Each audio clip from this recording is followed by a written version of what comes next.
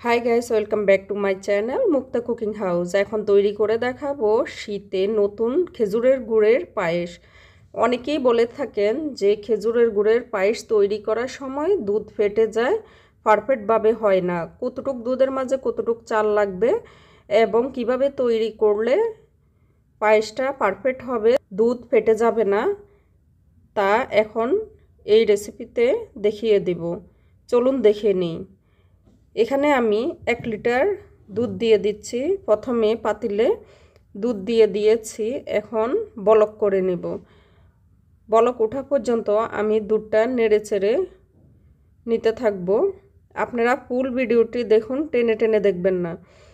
তো আমি কয়েকবার এভাবে দুধটা বলক করে নিব এবং নেড়ে চেড়ে নিব, নিচে যেন দুধটা লেগে না যায়। অবশ্যই ওই দিকে লক্ষ্য রাখবেন। তো আমি বলক করে নিয়েছি, দেখতে পাচ্ছেন।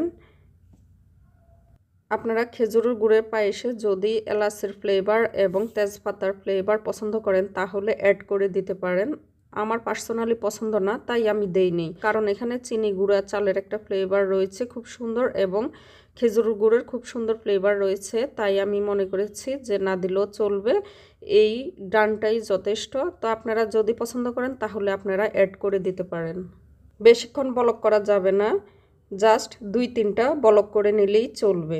এখানে নিয়েছি আমি 1/3 কাপ চিনি গুঁড়া চাল। আপনারা আপনাদের পছন্দের যে কোনো চাল দিয়ে করতে পারবেন, তবে এই চালটা দিলে গ্রানটা ভালো আসবে, খেতেও ভালো লাগবে। চালটা আমি ভিজিয়ে রেখেছিলাম প্রায় 20 মিনিটের মতো। কয়েকবার ধুয়ে ভালোভাবে পরিষ্কার করে নিয়েছি। এখন আপনাদেরকে দেখিয়ে দিচ্ছি, চালটা একটু জোরে চাপ দিলেই ভেঙে যাবে। এভাবে দেখেন, ধরলেই ভেঙে যাচ্ছে।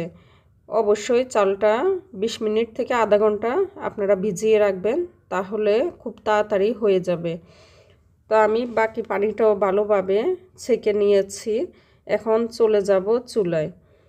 দেখেন, আগে থেকে দুধটা ভালোভাবে আমি জাল করে রেখেছিলাম। এখন এর মাঝে দিয়ে দিচ্ছি আমি চাল। যেহেতু আগে থেকে বলক করে রাখছি, দুধটা অনেক ঘন হয়ে গিয়েছে। এখন এর মাঝে চালটা দিয়ে দিচ্ছি। দিয়ে দেওয়ার আগে শটটা ভালোভাবে ভেঙে নিয়েছি, দেখেছেন। চালটা দিয়ে দিয়েছি।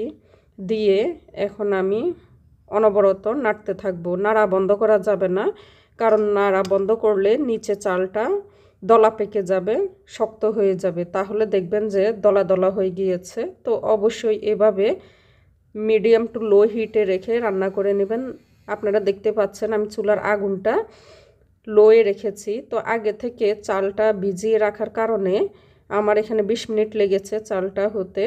তো এইভাবে যাতে স্টিকি ভাবটা আসে, অবশ্যই লো হিটে রেখে রান্না করে নিতে হবে। হাই হিটে করে নিলে তাড়াতাড়ি দুধ শুকিয়ে যাবে, বারবার দুধ বা পানি অ্যাড করতে হবে, এতে করে পায়েসটার টেস্ট নষ্ট হয়ে যাবে। আমার পায়েসটা অলমোস্ট হয়ে গিয়েছে। এর ঘনত্বটা কতটুক দেখেন, আমি দেখে নিয়েছি। যখন নামাবেন এর আগে দেখে নেবেন চালটা ভালোভাবে হয়েছে কিনা। একদম ভাতের মতো নরম হয়ে যাবে, তখন নামিয়ে নেবেন। কারণ একটু শক্ত যদি রেখে দেন তাহলে দেখা যাবে যে যখন আমরা গুড় দিব, মিষ্টি পড়ার সাথে সাথে চালটা শক্ত হয়ে যাবে। তো এর ঘনত্বটা কেমন আপনারা দেখেন একটু ভালোভাবে। চালটা ভালোভাবে হয়েছে, এজন্য দেখতে অনেকটা পায়েসের মতো হয়ে গিয়েছে এবং ঘন হয়ে গিয়েছে। এভাবে ঘন রেখে নামাতে হবে, কারণ পরে যেহেতু গুড় অ্যাড করব, তো ওইখানে যেহেতু লিকুইড থাকবে, এটা আরও নরম হয়ে যাবে। তাই এখন আমি চুলা থেকে নামিয়ে রাখতেছি একটা সাইডে, তবে ঢাকনা দিয়ে ডেকে রেখে দেব। ঢাকনা ছাড়া রাখবো না, না হলে শক্ত হয়ে যাবে। তো আমি এখানে একটি পাতিল নিয়েছি। পাতিলে 1/3 কাপ পানি দিয়ে দিয়েছি, আর গুড় নিয়েছি 1 কাপ। আপনারা যেমন মিষ্টি খেতে পছন্দ করেন তেমনই দিয়ে দিতে পারবেন, কম বা বেশি। তো আমি এখানে 1 কাপ দিয়ে দিয়েছি, দিয়ে এখন জাল করে নিচ্ছি। অবশ্যই এভাবে ভালোভাবে ফুটিয়ে নেবেন, আর পানি বেশি দিতে যাবেন না, কারণ আমাদের পায়েসটা হয়ে গিয়েছে। এখন জাস্ট শুধু গুড়টা অ্যাড করব। তো গুড়টা দেখেন আমি জাল করে ঘন করে নিয়েছি ভালোভাবে। এখন চুলা থেকে নামিয়ে নিচ্ছি, নামিয়ে সাথে সাথে পায়েসের মাঝে দিয়ে দিব। পায়েসটা দেখেন ডেকে রাখার কারণে এটা সফট রয়ে গিয়েছে, শক্ত হয়নি। তো এর মাঝে আমি এখন গুড়টা দিয়ে দিয়েছি গরম গরম। আর চুলায় এখন আগুন বন্ধ, অবশ্যই আগুনটা এভাবে বন্ধ করে গুড়টা অ্যাড করে দিবেন। গুড়টা দেওয়ার সাথে সাথে দেখেন খুব সুন্দরভাবে মিক্স হয়ে গিয়েছে এবং একটু পানি পানি হয়ে গিয়েছে, মনে হচ্ছে যে অনেক নরম হয়ে গিয়েছে, অনেক নরম হয়নি, কারণ যখন গুড়টা ঠান্ডা হবে তখন আরেকটু হার্ড হয়ে যাবে, গুড়টা বসে যাবে। তো আপনাদের ঘনত্বটা দেখিয়ে দিচ্ছি, কতটুকু ঘনত্ব রেখে আপনারা নামিয়ে নেবেন। এখন গরম অবস্থায় রয়েছে, আমি ঠান্ডা করে আপনাদেরকে পরিবেশন করে দেখাচ্ছি। এভাবে রেসিপিটি ফলো করে রান্না করলে দুধ আর ফেটে যাবে না।